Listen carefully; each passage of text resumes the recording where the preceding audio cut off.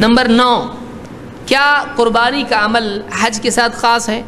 بعض لوگوں نے کتابیں لکھ دی اور بعض لوگوں نے بیانات کر دی اس کے اوپر، کہا کہ قرآن میں کہیں بھی قربانی آئی نہیں ہے اس لیے قربانی نہیں ہے، ہاں جو بھی ہے وہ ہدی ہے، یعنی وہ حج میں جو قربانی ہوتی ہے بس اتنا ہی ہے، باقی کیا اتنا آپ مال ویسٹ کر رہے ہو، جانوروں کو ذبح کر رہے ہو، تو یہ غیر حج میں یہ نہیں ہے۔ بعض لوگوں نے اس طرح کے دعوے کیے ہیں علم نہیں ہونے کی وجہ سے، تو چاہے حج ہو یا حج نہ ہو قربانی کا عمل ہے۔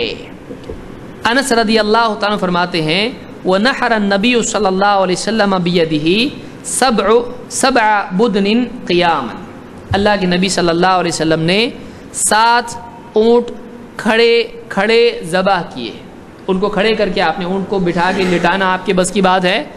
سب مل کے اونٹ کو لٹا سکتے ہیں؟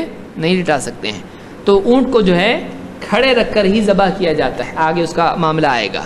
تو 7 اونٹ آپ نے اس طرح سے نحر کیے۔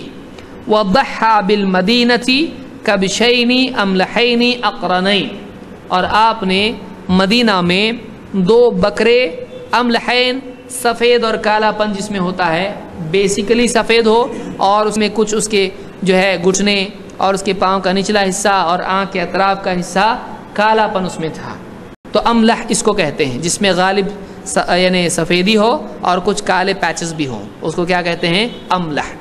تو آپ نے 2 بکرے جو ایسے رنگ کے تھے، سفید اور کالے پن والے، اور اقرنین سینگوں والے، ایسے بکرے آپ نے مدینہ میں ذبح کیے۔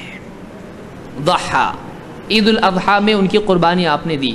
تو مدینہ میں حج ہوتا ہے کیا؟ قربانی مدینہ میں ہوتی ہے؟ نہیں، تو معلوم ہوا کہ حج کے علاوہ بھی قربانی ہے، حج کے علاوہ بھی قربانی ہوتی ہے۔ اس حدیث کو امام البخاری نے کتاب الحج میں حدیث نمبر 1712 پر ذکر کیا ہے۔